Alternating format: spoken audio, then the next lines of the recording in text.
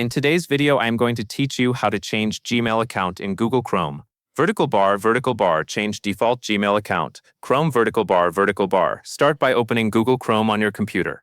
Then go to Gmail or open any Google page where you can see your Google account profile picture in the top right corner. This profile icon is important because it gives you access to your account options. Click that profile icon in the top right corner. A small account menu will appear. From there, choose the option that says Sign Out of All Accounts. On some pages, you may only see Sign Out, and that is fine too.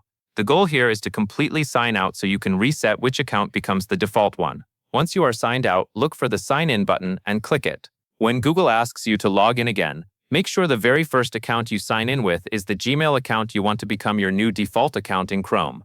Google uses the first signed in account as the default one, so this order matters. After that account is signed in, you can add any other Google accounts you use afterward. They will still be available, but the first one you added will remain the default account for Gmail and other Google services in that browser session.